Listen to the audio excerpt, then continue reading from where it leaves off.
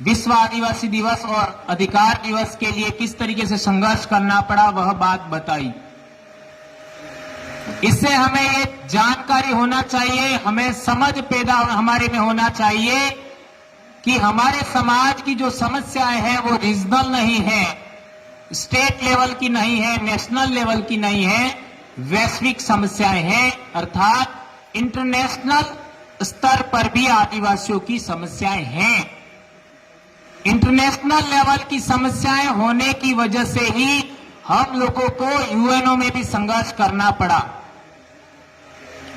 और हमारे बहुत सारे लोग इस संदर्भ में काम कर रहे हैं। यह अच्छी बात है और अचीवमेंट भी मिल रहा है कि हम लोगों को एक दिन मिला पूरे विश्व लेवल पर 9 अगस्त विश्व आदिवासी दिवस, उसके माध्यम से हम लोग समाज को अच्छे तरीके से जागृत कर पा रहे हैं और हम लोगों को बहुत राजस्थान में बड़ी उपलब्धि मिली हमारे संघर्ष की वजह से कि पूरे राजस्थान में सार्वजनिक अवकाश की घोषणा हुआ। अभी जो 13 सितंबर का जो हम लोगों को दिन मिला है आदिवासी अधिकार दिवस यानी इंडिजिनस पीपल्स राइट्स डे, यहाँ भी हमारे सभी साथियों के संघर्ष की बदौलत मिला है।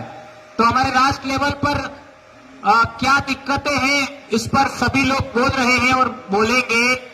मैं थोड़ी सी एक तो इंपॉर्टेंट बात कहना चाहता हूं, उसको हमें अच्छे तरीके से समझना है। जब से मैं सामाजिक कामकाज कर रहा हूं, लोग समस्या केंद्रित काम करते हैं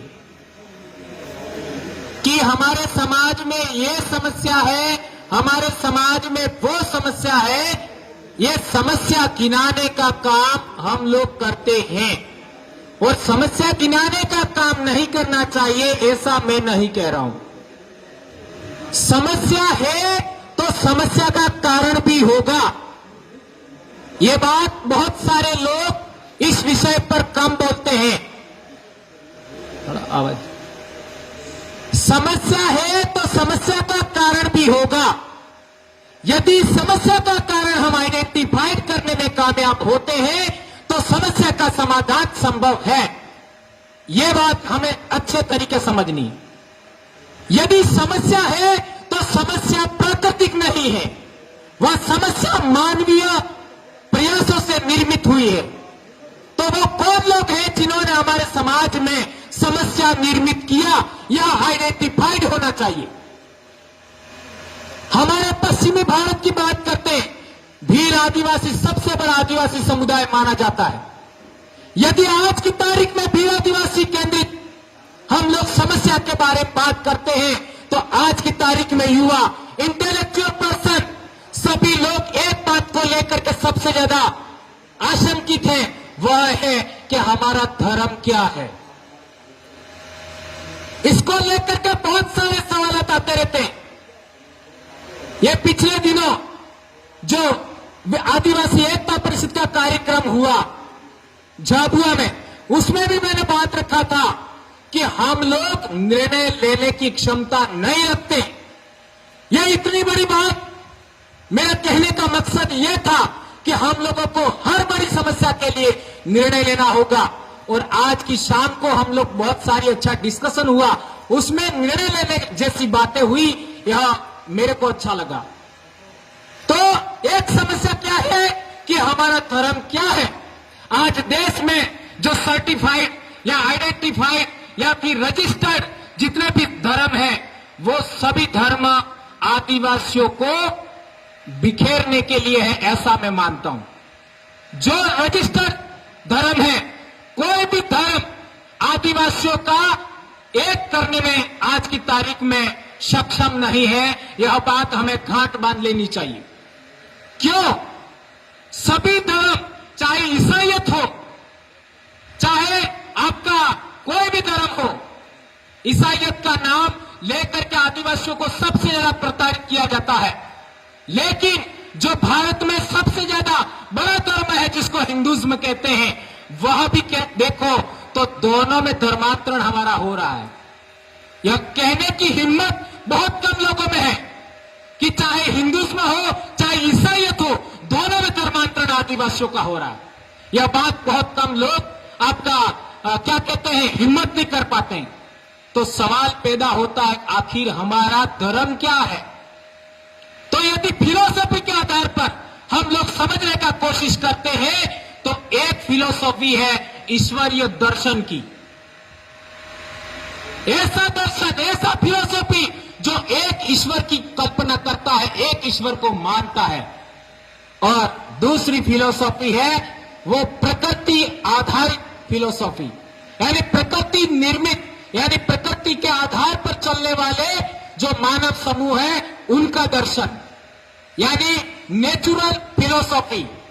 तो आदिवासी लोग हैं वो नेचुरल फिलोसॉफी को मानते हैं, उसी को ट्राइबल फिलोसॉफी हमें कहना चाहिए, जो प्रकृति के नियम कायदे आधारित है।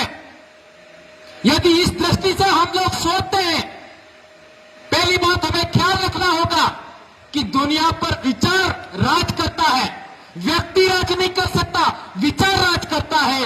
तो हम लोग इस दृष्टि से सोचते हैं, तो प्रकृति के नियम कायदे, प्रकृति की सोच, प्रकृति आधारित समुदाय है, उनको 6 धर्म चाहे 7 धर्म है, उनसे बाहर निकलने का सोच स्टैब्लिश करना चाहिए।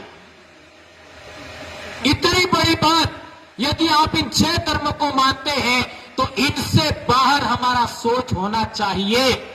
इस संदर्भ में आपका ये जो आदिवासी समन्वय मंच बना है उसको उसके बारे में सोचना चाहिए। पूरी दुनिया के अंदर एक जमाने में एनिमिज्म था, सर्वात्मवाद, अर्थात यानी ये जो पूरी प्रकृति है उसकी हर चीज पूजने लायक है, हर चीज का सम्मान करना चाहिए, हर चीज का आदर करना चाहिए। ये चीज आज शाम को हम लोग खाना गए थे कल कार्बी समुदाय के बीच में, वहां पर भी हमने देखा, हमारे भील कम्युनिटी में भी होता है, गोंड कम्युनिटी में भी होता है, संथाल में भी होता है, मुंडा में भी होता है, कि हम लोग अन्न की उपासना करते हैं। सूर्य के बारे में हमारी सोच है, पृथ्वी के बारे में सोच है, पेड़ पौधों के बारे में सोच है, नदी नाले के बारे में सोच है, पहाड़ों के बारे में सोच है, जीव जंतु के बारे में सोच है। और आज की तारीख में मेरी जितनी एज है, मेरी जितनी समझ है, उसके आधार पर मैं कह सकता हूं कि आदिवासी लोग इस पूरे जीव जगत की रक्षा कर सकते हैं, पूरी प्रकृति की सुरक्षा कर सकते हैं, बशर्ते आदिवासी एकता कायम हो। और आदिवासी एकता कायम करने के लिए हम लोगों को सबसे पहले वैचारिक एकीकरण करना होगा। यह बात मैं कहना चाहता हूं। भाई ने 2 मिनट का अवसर और दिया है। एक और बात, इतना सब कुछ होते हुए सबसे गंभीर समस्या है कि हम लोगों के सामने, हम लोगों को रोकने के लिए सबसे पहले आदिवासी एक्टिविस्ट सामने आते हैं, और वो लोग पॉलिटिकल लोगों के द्वारा संरक्षित होते हैं। तो हमारा सबसे बड़ा विरोधी हमारे समाज के पॉलिटिकल लोग हैं। क्या ये बात मैं कह रहा हूं ये सही है? यदि आपको ऐसा लगता है तो यह बात सही होते हुए भी कुछ सही नहीं है। कैसे? यह बहुत बड़ी समस्या है। हमारे पॉलिटिकल लोग हैं, उनका सिलेक्शन हम लोग नहीं करते हैं। जो लोग समस्या पैदा करने वाले लोग हैं वो हमारे लीडरों का सिलेक्शन करते हैं। यह बात बदलनी चाहिए। यदि हमारी पहली एक बहुत बड़ी बात है कि जहां आदिवासियों की आवाज उठनी चाहिए वहां गुलाम लोग जाते हैं। ये थोड़ा हार्ड हो गया।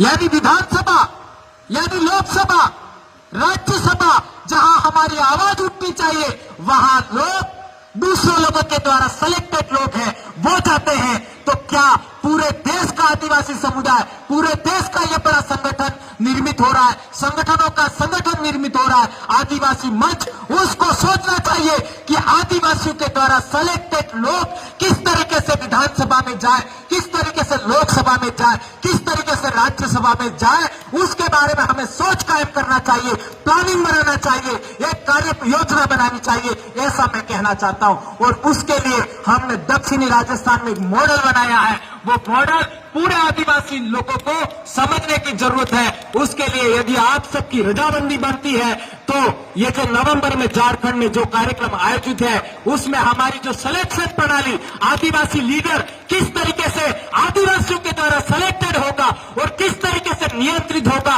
और किस तरीके से आगे जाके बोलेगा, उस पर मैं ट्रेनिंग देना चाहूंगा। यदि आप लोगों की सहमति बनती है, रजामंदी बनती है, तो उस समय में नवंबर में मैं कोशिश करूंगा। इतनी बात कह करके मैं अपनी बात समाप्त करता हूं। जय आदिवासी, जय जोहार, जय भारत, काड़ो। बहुत बहुत शुक्रिया आदरणीय भंवरलाल जी परमार। हमारे को जिन जिन बिंदुओं पर बहुत गहनता से चिंतन मंथन करने की जरूरत है,